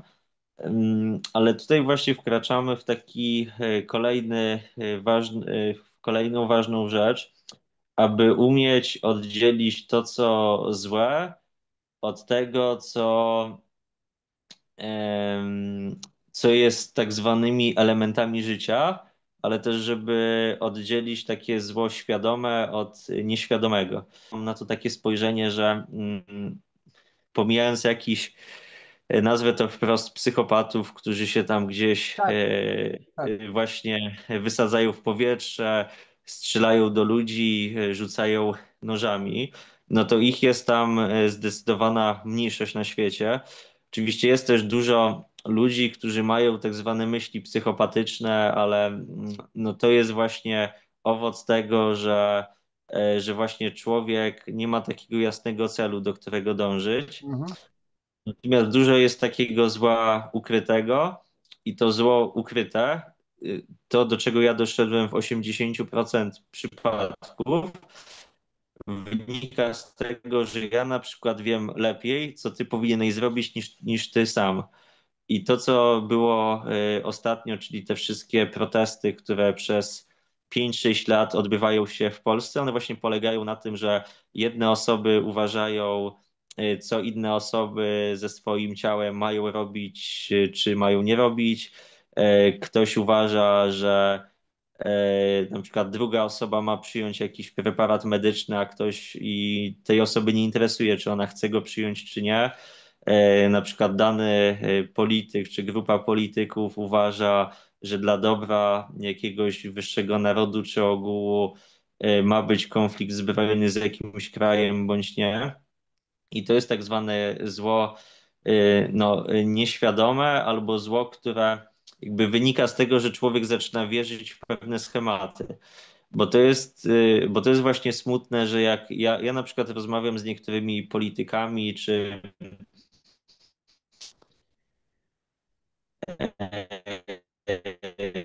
właśnie ludźmi, którzy rządzą, no to oni jakby naprawdę wierzą w to, że na przykład wojna na przykład z jakimś krajem ona może być na przykład dla Polski powiedzmy korzystna, nie? Tak, I tutaj właśnie też dochodzimy, jeśli to powiedzmy zło, co jest, udałoby się wyeliminować, no to też właśnie często człowiek utożsamia z cyklem życiowym. Takim cyklem jest na przykład śmierć. Czyli człowiek na Ziemi ma określoną ilość lat. Czasem na przykład ktoś ma tych lat 70, czasem 90, czasem 120. Jeśli będziemy żyli zdrowo, to może nawet 150, ale człowiek prędzej czy później umrze. I tutaj właśnie sztuką jest to spojrzeć na przykład na śmierć w taki pozytywny sposób, czyli że tak, ze przeżyło spokojem. się określoną ilość lat. Tak, zrobiło się to, co się miało zrobić i w nagrodę za to, że żyło się godnie, możemy otrzymać nowe, wspaniałe życie. Też taką właśnie kolejną rzeczą jest to, że my często budujemy sobie wyobrażenia, czyli chcemy mieć na przykład syna, córkę, oni mają mieć takie życie, a nie inne. Tak, I my właśnie budujemy obraz szczęśliwego życia, mm, odnosząc się do tego w ten sposób, że będziemy rzeczy, które właśnie nie podlegają naszej wolnej woli, czyli jakby są poza nami, czyli są to autonomiczne istoty, że my będziemy komuś urządzać życie. I tak jest, że jak na przykład, nie wiem, ja bym miał syna i bym na przykład wierzył w takie rzeczy, no i bym na przykład stwierdziła, że jak na przykład mój syn będzie prawnikiem, no to wtedy ja się będę cieszył, a jak tak, będzie na przykład złomiarzem, no to to będzie dla mnie tragedia. Ale to tak, jest tak, że tak, przecież tak, to jest tak, oczywiście. Dokładnie. jego droga życiowa i tutaj, ja na przykład mam na to spojrzenie takie, że mamy powiedzmy określony czas, który możemy dać bliskim. I często tego czasu jest niewiele w życiu. I właśnie sztuką jest to, żeby tego czasu bliskim poświęcić jak najwięcej, a później niezależnie od tego, jaką oni drogę życiową wybiorą, my się będziemy cieszyć, że tego, co mieliśmy ich nauczyliśmy, to, co mieliśmy przekazać, przekazaliśmy. Tak, I oni korzystając z naszej wiedzy, ale no przede wszystkim ze swojej wiedzy, wybrali dla siebie jak najkorzystniejszą drogę życiową. Bo to jest tak, że bardzo dużą taką wadą jest to, że mamy jakieś wyobrażenie o świecie i my je staramy się, które jest subiektywne i my staramy się je obiektywizować, czyli najlepiej, żeby świat podążył w tym kierunku, czy moja rodzina podążyła w tym kierunku, czy żebym ja podążył w tym kierunku. I ja też na przykład napisałem tą książkę o naturalnym świecie, nie jako taką Biblię, że każdy ma ją przeczytać i na przykład postępując w ten sposób będziesz zbawiony, postępując inaczej nie będziesz, tylko to właśnie napisałem jako taka historia o świecie, który jest piękny, prawie że doskonały, w którym jest miłość, radość. Natomiast ja nikogo nie będę tutaj zmuszać do życia w ten sposób, tylko to jest bardziej energia tej książki, czyli ktoś tą historię poczuje i powie, ja chcę żyć w ten sposób, no to w ten sposób może żyć, a ktoś powie, tak, a ja na przykład czuję czuję, żeby rozwijać naukę i za 50 lat sobie wszczepić chip w mózg i być nieśmiertelny jako człowieko-robot. No to ja powiem, no spoko, no jak w coś takiego wierzysz, ja mam inne tutaj wyobrażenia, więc Mhm. wtedy jakby jest to wszystko uszanowane i to, co właśnie jest istotne, tak jak mówię, w tym punkcie, w którym teraz jesteśmy, żeby możliwie jak najwięcej ludzi uszanowało w jak największym stopniu wolną Tak, wolę drugiego człowieka, bo ja mam takie przeczucie, że im ta wolna wola będzie większa, tym właśnie e, ludzie ludzie będą mieli takie poczucie, że nie są niczym ograniczeni tak, i będą mogli samodzielnie myśleć. I ja wtedy mam takie właśnie poczucie, że oni mogą dążyć do tego, co jest boskie, czyli do natury, do różnych wartości, z których wypływa dużo dobra dla ludzi i planety. Natomiast im bardziej ci ludzie będą zniewoleni i będą czuli, że coś im się nakazuje czy rozkazuje, tym bardziej będą zniechęceni do tego. Tak to działa. tak. Powiem Ci coś i Wam wszystkim, kochani. Przykład z mojego życia. Mam syna, wspaniałego syna, bardzo go kocham, Piotrka. Wprowadziłem go, sam współpracuję od kilkunastu lat z pewną firmą, dzięki której mogę po prostu realizować to, co realizuję, czyli po prostu pomagać ludziom utrzymać zdrowie, kondycję, piękno, że tak powiem, ciała i tak dalej, wyprowadzać się z wielu problemów zdrowotnych. Swego syna właśnie wyprowadziłem z takich problemów zdrowotnych bardzo trudnych i wprowadziłem go ewentualnie do tego, nauczyłem go wielu rzeczy, ale on otrzymał propozycję po pewnym czasie współpracy z zupełnie inną firmą, też z tej dziedziny zdrowia, wellness, że tak powiem, i dobrostanu, utrzymującego dobrostan. I miał wielkie opory. Widziałem, że bardzo chciałbym przejść, ale miał wielkie opory. Dlaczego? Tata. No ale jak ja tak mogę? No przecież tyle ci zawdzięczam. Nauczyłeś mnie tyle i ja teraz miałbym to zostawić. To byłaby taki rodzaj zdrady ciebie. Ja mówię, Piotrek, wiesz doskonale, że gdybym ci w jakiś sposób usiłował zabronić, to zaprzeczyłbym wszystkim moim naukom. Ty masz, chłopaku, być wolny. Niezależnie od tego, że ja jestem twoim ojcem i że coś tam mi zawdzięczasz, to ja też zawdzięczam wiele tobie. Na przykład to, że mogę cię kochać. A ty masz być wolny, ja nie mogę cię ograniczyć. To po co byłyby te moje gadki o tym, że nie znoszę pojęcia autorytetów, ekspertów, bo nie znoszę. No po ludzku jakoś to trzeba mówić, ekspert, ale nie znoszę tych pojęć, bo ci eksperci to się już tyle doświadczeń było, zwłaszcza 2020-2021 rok, tych ekspertów było, na których Tak. teraz możemy psy wieszać, że ja nie mogę cię ograniczać. Ty jesteś autonomiczny. Ty masz być wolnym człowiekiem i podejmować decyzje we własnym zakresie, a nie jedynie dlatego, że jestem twoim ojcem, bo to nie wypada, bo to, bo tamto, bo siamto. Tutaj można byłoby dołożyć różnych masę rzeczy. To ty nie pójdziesz tam, gdzie cię coś ciągnie. Może kiedyś wrócisz i tak dalej, ale masz to spróbować, zobaczyć. Ja cię nie mogę ograniczać. I to, o czym powiedziałeś, Rafał, my często się czujemy zmuszani przez system, dlatego ja nieraz też tak trochę ironizuję, mówię, że ja staram się być naturalsem, a nie normalsem, bo Tak. normals to jest człowiek, który jest ograniczony normami pewnymi. A kto wymyśla normy? Normy jedzenia, normy stroju, normy zachowań, normy, jak mamy się zachować. Dbaj o siebie i o innych, czyli pozwól się skłuć nie wiadomo czym, co miało być przebadane i bezpieczne i tak dalej. I rozwijam ten temat. Znaczy, nie chcę, przepraszam, rozwijać tego tematu, ale wiecie o co chodzi. A więc my mamy jako istoty boskie, istoty boskie być wolnymi.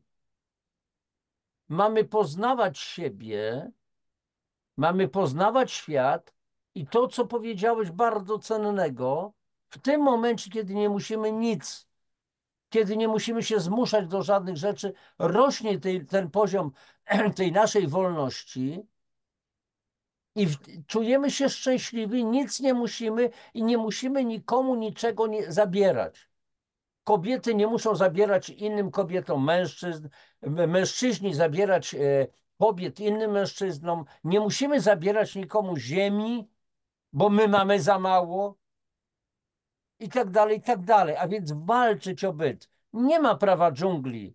Trzeba to w końcu zrozumieć, że właśnie dlatego, że uwierzyliśmy, że w prawo dżungli, a więc mamy kogoś zabić, żeby lepiej żyć, mamy komuś odebrać, żeby lepiej żyć. To jest ułuda, to jest bzdura, która nas zabija. Wcześniej czy później zabije. Rafał, niesamowita rozmowa dla mnie, wiesz? Wiesz co, ja ci powiem, że ja w ogóle napisałem jedną książkę i planuję napisać jeszcze 5 książek. To będzie takie sześć części.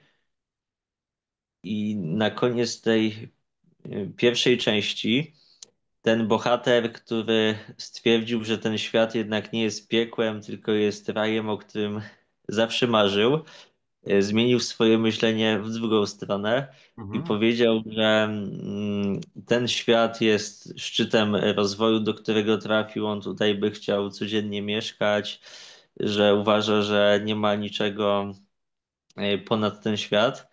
I nie uwierzysz, jaką otrzymał odpowiedź od mieszkańców tego świata. Dawaj. No, znaczy, on coś takiego powiedział, znaczy coś takiego usłyszał, że ci mieszkańcy, którzy tam żyją w tym świecie, oni dopiero szukają drogi do celu, do którego chcieliby zmierzać jako ludzkość i wielu rzeczy jeszcze nie wiedzą. On powiedział, że niemożliwe, że on nie wierzy w to, że może istnieć, wiesz, bardziej rozwinięty świat. Mhm. I oni go do tego świata zabrali. Właśnie ten świat, tak jak na tamtym obrazie było, wyglądał tak, że tam rosły drzewa na 2 kilometry, była też zupełnie inna atmosfera. Potem się okaże w kolejnych częściach tutaj taki spoiler dam, że też człowiek tą atmosferę odpowiednio ukształtował, też zmienił wręcz warunki takie fizyczno-geograficzne na planecie w kierunku takim naturalno-duchowym, Tak. czyli czegoś, co jest dużo bardziej dostosowane do człowieka. Bo nie wiem, czy wiesz, Janusz, ale nam się wydaje, że ta Ziemia jest taka w 100% dobra i adekwatna dla człowieka. A na przykład naukowcy odkryli, że na przykład z punktu widzenia takiego atmosfery, to właśnie ludzie mają problemy z lędźwiami, dlatego że tutaj ta atmosfera jest taka za gęsta. I Mhm. prawdopodobnie albo wcześniej na Ziemi była ta atmosfera inna, Ale albo była człowiek inna, pochodzi, oczywiście. albo człowiek pochodzi z planety, gdzie ta atmosfera była taka rzadsza. I Tak. tutaj, i tutaj też właśnie patrząc na to udoskonalenie świata, właśnie ten człowiek trafił do takiego świata, w którym to wszystko było dużo bardziej rozwinięte. I to, co jest ciekawe, to w tym świecie był przez około 1 dzień i te wszystkie wydarzenia, które tam się działy, wykraczały poza jego skalę percepcji, a ci bohaterowie, z którymi tam trafił, którzy byli z tego bardziej rozwiniętego, naturalnego świata, Mhm. nawet oni wielu rzeczy nie byli w stanie pojąć, w jaki sposób one się dzieją. Mówimy tutaj o pojęciu takim logicznym, teoretycznym, nie mówiąc o zastosowaniu tego w praktyce. O Natomiast to, co racjonalizowaniu po prostu, tak. Natomiast to, co jest ciekawe, to właśnie pod koniec tego fragmentu, czyli pod koniec tego dnia, do tego świata zawitała istota, która była jeszcze bardziej rozwinięta, z jeszcze bardziej rozwiniętego świata. I ten świat właśnie w domyśle dążył do tego, co reprezentowała tamta istota. Natomiast też oni mieli wyzwania tutaj percepcyjne, w jaki sposób to wszystko osiągnąć. Nie mówiąc już o tym głównym bohaterze, który trafił, wiesz, z naszego świata do tego drugiego świata, potem do trzeciego, a potem się okazało, że jest jeszcze jakiś, wiesz, czwarty świat. I tutaj jest właśnie morał też taki, że człowiek może sobie wyznaczać cele, ale też właśnie w rozmowach z ludźmi często ja coś takiego słyszę, Rafał, ale taki świat, który ty proponujesz, byłby nudny, człowiek by się nie rozwijał, Tak, tak, tak, ale tak. właśnie w tym świecie by wykorzystał prawdziwy potencjał i on by mógł się rozwijać przez miliony czy nawet miliardy lat i osiągałby takie rzeczy, którym się ludziom nie śniło, bo właśnie sztuką jest właśnie żyjąc w materii, tworzyć inne światy i wszechświaty, które są obecne z jednej strony w materii, ale też w energii. I też to, co też ta książka uczy. Ja właśnie ostatnio miałem taki sen. I tam w tym śnie, tak powiem w dużym uproszczeniu, mi się wydawało, że pełne rzeczy są taką powiedzmy pełnią, czyli powiedzmy nieskończonością. I wiesz tym, co się okazało w tym śnie? Że ta jakby nieskończoność kiedyś się kończy i właśnie zadaniem ludzi i wysoko rozwiniętych istot jest to, żeby tą nieskończoność stworzyć, czyli stworzyć tą pełnię, bo okazuje się, Czyli że ta przesuwać pełnia jakby jest, granicę dalej. no właśnie, że ta jakby pełnia, ona jest do pewnego etapu pełnią, natomiast po osiągnięciu pełnego etapu ta pełnia musi zostać stworzona. I I to jest tak, że też mi się skojarzył taki cykl, że jest taki cykl, że właśnie powstają te różne światy i potem jest taki jakby upadek, tak jak na przykład mamy narodziny człowieka, jest życie i śmierć. Tak. Tak samo jest to w takiej makro skali właśnie światów i wszechświatów, że to wszystko tak rośnie, czyli się tworzy i potem to zaczyna upadać, że po kolei to wszystko się Mhm. wyłącza. Natomiast to, co jest ciekawe, to właśnie człowiek ma na tyle dużą energię, żeby ten proces zahamować. I to mi się właśnie takie niezwykłe wydawało. Też o tym będę w książce pisał, bo właśnie druga część książki jest o tym, jak z tego świata, co jest teraz, przejść do takiego naturalnego świata. W trzeciej części jest o tym, jak za 50-100 lat taki świat mógłby istnieć na Ziemi. W czwartej części jest opisany ten świat za 2 miliony lat. W piątej części te wieloświaty, a w szóstej części już no, takie rzeczy, które już są związane z różnymi wszechświatami i prawidłowościami. Te części oczywiście są tworzone, bo ja to piszę na zasadzie takiej, że ja czasem muszę cały dzień się skupić właśnie na wniknięciu w te światy, bo ja w pewien sposób ja żyję tutaj, ale też żyję tam Mhm. i ja muszę jakby stworzyć świat w swoim umyśle, ten świat też ożywa i dlatego tą książkę pisałem aż 5 lat, bo ja czasem nad jedną stroną się zastanawiałem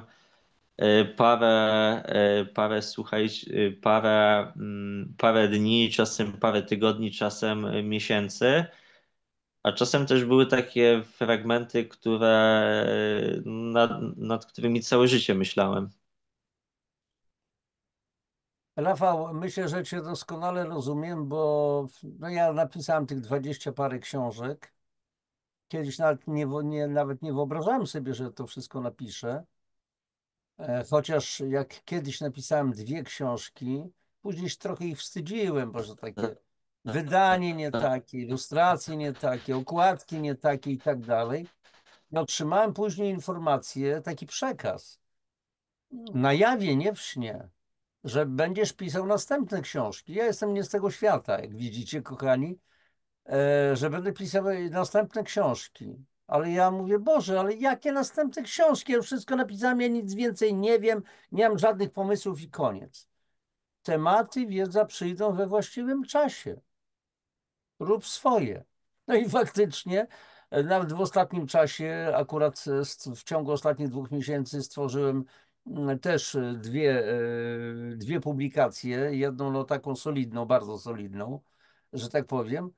I to jest, słuchajcie, to jest magia. A kiedyś obserwuję samego siebie, jak się to tworzy. I ja wiem, że ja byłem na przykład przygotowywany do pisania tych książek, a szczególnie tej jednej, Nie samym chlebem żyje człowiek, przez wiele, wiele lat, o czym sobie sprawy nie zdawałem. A w końcu przyszedł taki moment, że usiadłem i 300 chyba 320 czy 350 stron, już nie pamiętam, już w wydaniu, że tak powiem, napisałem w przeciągu miesiąca i 10 dni. I to było wariactwo. Ja pisałem jak w amoku, ale wszystko było jakby mi dyktowane. A więc Mhm. tak jak u Rafała, on dochodzi spokojnie, nawet. Słuchajcie, to nawet nie dokonuje się na bazie, na poziomie mózgu. To jest zupełnie co innego. Czasami to jest tak, jakbyśmy się podłączyli do jakiegoś kosmicznego, boskiego serwera i jakbyśmy byli, jakby ktoś nam dyktował. Albo czasami to jak stworzenie świata, stworzenie Ziemi, jak Biblia opisuje, na początku był chaos, tak? Ale co znaczy chaos? Chaos nam się kojarzy z jakimś bałaganem, przepraszam za słowo, włoskie słowo bordello, to wy znacie, wiecie o co chodzi. A to nie, chodzi, że chaos z greckiego to jest stan przygotowania, twórczego napięcia, czyli coś się tworzy, zbieramy na przykład materiał, zbieramy wiedzę i już później na tej podstawie wiemy, wszystko układamy, cały projekt i dopiero później mówimy amen, niech się stanie, stwórcze amen i to jest po prostu już końcówka. Powstaje po prostu to, co miało po prostu powstać. Rafale, Czy, słuchaj, bo to już będzie chyba godzina, bo nie śledzę tak dokładnie, ale będzie już sporo tego.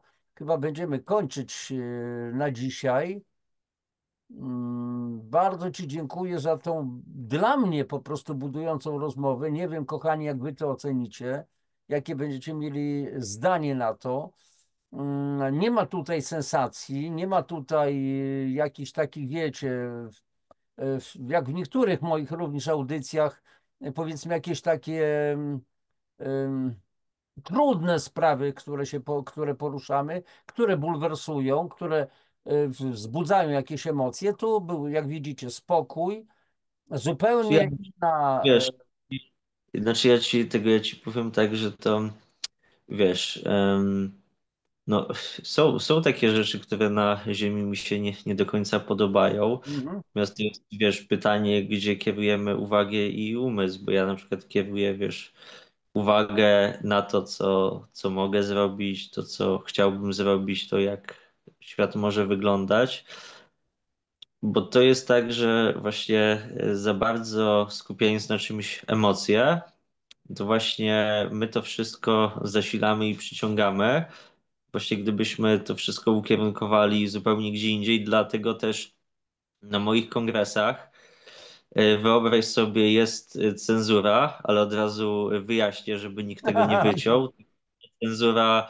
Cenzura pozytywna, czyli jak ktoś chce narzekać na rządy, polityków, Tak, na, na powiedzmy kościoły, religie i tak dalej, no to mówię jakby dziękuję nie tutaj. No way. Natomiast jak Tak, ktoś chce powiedzieć o jakimś wynalazku, odkryciu, o jakiejś innowacji, o czymś, co właśnie buduje, wspiera, no to jak najbardziej jest tutaj miejsce dla takiej osoby, bo, e, bo właśnie to, co właśnie ja jeszcze dostrzegam, to jest takie właśnie środowisko, które myśli w sposób niezależny i tam jest takie bardzo duże przywiązanie do różnego rodzaju teorii takich spiskowych, niespiskowych, do właśnie różnych takich rzeczy, które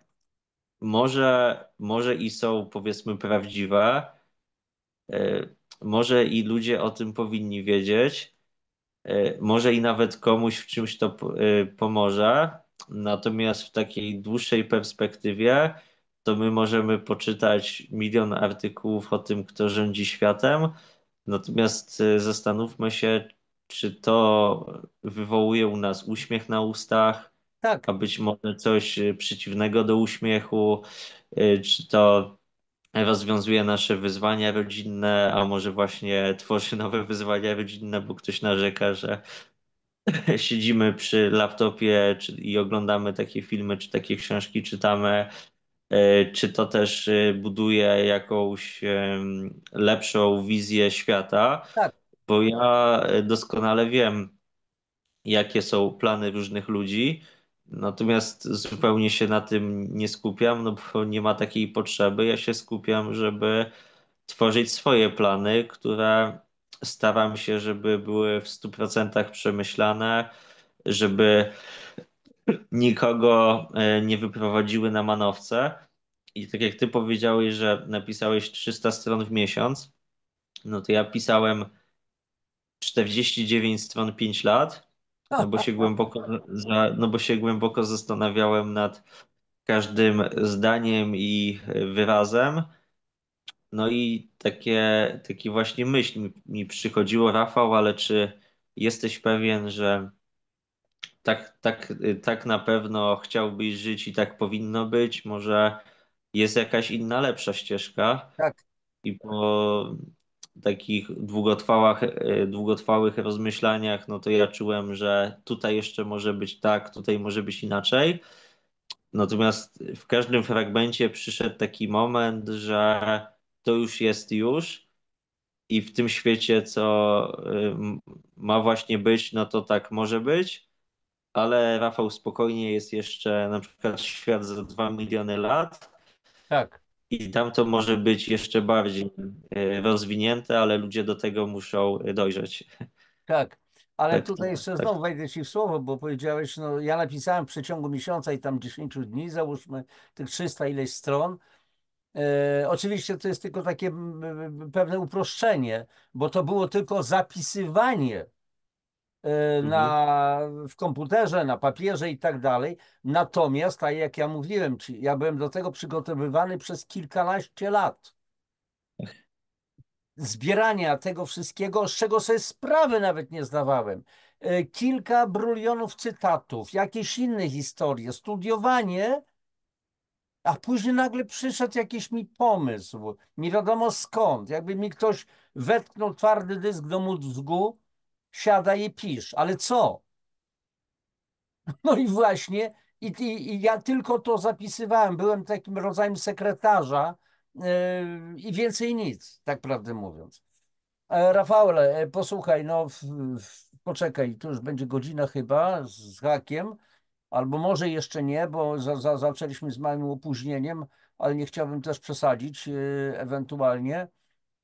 Posłuchaj, będziemy kończyć. Bardzo budująca, mówię, dla mnie ta rozmowa jest. A propos jeszcze właśnie tego, o czym mówiłeś, żeby skupiać się na tych pozytywnych wartościach. Ja poruszam czasami trudne tematy, bulwersujące, ale ciągle powtarzam, przynajmniej staram się powtarzać, mówię, słuchajcie, ale w tym jest wielki pozytyw, bo my możemy wiedzieć, gdzie my stoimy.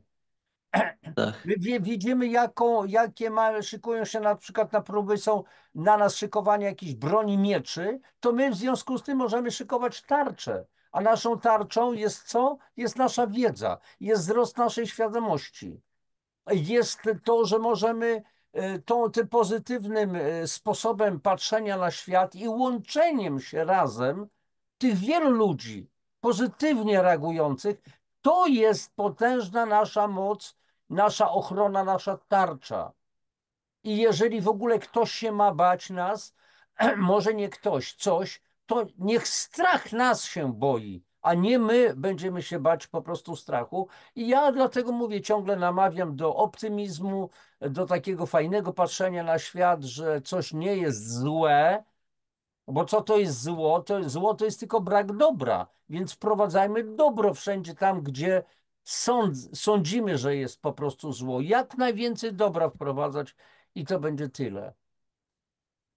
Ech, pewnie się Wiesz, zgadzasz z tym. znaczy, jeśli powiem taki cytat, że w takim świecie, o którym piszę, ludziom nawet nie przychodzi na myśl, żeby myśleć źle. Proste, proste. No i myślę, że tym akcentem zakończymy, Rafale, tą naszą rozmowę. Naprawdę bardzo fajną rozmowę, dla mnie przynajmniej. Będę ciekaw po prostu opinii naszych gości. Bardzo Ci dziękuję za tą rozmowę. Możliwe, że to nie jest nasze ostatnie spotkanie, że znowu coś się za jakiś czasem po prostu nakręcimy, podzielimy się swoimi doświadczeniami. No i tyle. Słuchajcie, kochani, a Wam dziękuję, że jesteście z nami, że byliście w tej audycji, że jesteście ze mną na tym kanale i z tymi wszystkimi, którzy u mnie goszczą, czy w wywiadach, czy bohaterami tych audycji, które robię. Dziękuję za Wasze wsparcie, za Wasze lajki, za Wasze komentarze, za to, że staracie się zainteresować również innych tym, co tu się dzieje na kanale, bo jeszcze raz powtarzam, naszą najcudowniejszą ochroną jest nasza świadomość, rozwijająca się świadomość i świadomość tego, że im lepiej będziemy pozytywniej myśleć, tym będzie lepiej. To jest potężna moc, nasza świadomość. Rafale, jeszcze raz bardzo Ci dziękuję. Ostatnie zdanie dla wszystkich ewentualnie, jeżeli mógłbyś Znaczy, spiąć. Januszu, podziękować za zaproszenie na kanał. Bardzo cudowną społeczność tworzysz. Natomiast jeśli chodzi o widzów, no to dziękujemy za wysłuchanie. Dla wszystkich, którzy dotrwali tutaj do końca, no to tutaj wielkie pokłony i Mhm. wyrazy uznania.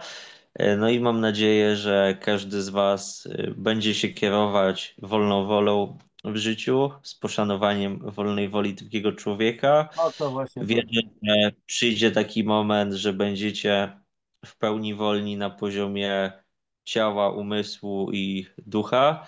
Ja się przyznam, że mi jeszcze tyci brakuje do tego. O, Więc żebyś ty wiedział, ile mnie to tego brakuje. znaczy wiesz, to tutaj wiesz, każdy z nas do tego dąży, ale właśnie życzę, żebyście to właśnie osiągnęli. Ja jeszcze tego nie osiągnąłem, więc wy możecie być pierwsi, więc właśnie, żeby tą pełną wolność mieć w życiu. Później, jak ta wolność będzie, żeby przyszła miłość taka pełna, bezwarunkowa, a Mhm, później też troska o naturę, o świat. No i taki tutaj właśnie mam akcent, żeby właśnie patrzeć przede wszystkim na tą wolną wolę, bo tak jak ty na przykład mówisz o tych też wyzwaniach na świecie, no to ja właśnie takim największym wyzwaniem, jakim na przykład ja dostrzegłem, to właśnie to, że jest dużo takich właśnie bożków, właśnie takich coachów, nauczycieli i mhm, tak dalej. Oni mhm. mówią, a że słuchaj mnie, będziesz wiedział jak żyć, albo że tutaj gwiazdy ci coś mówią, liczby ci coś mówią, pewna księga starożytna ci coś mówi, Bóg z tego kościoła ci mówi, tego ekolog ci mówi, polityk mówi, a trzeba powiedzieć Tak. nie. To właśnie wy macie czuć to, co chcecie zrobić. I tak na zakończenie jeszcze powiem, że ja się na przykład w życiu kieruję właśnie czuciem energii.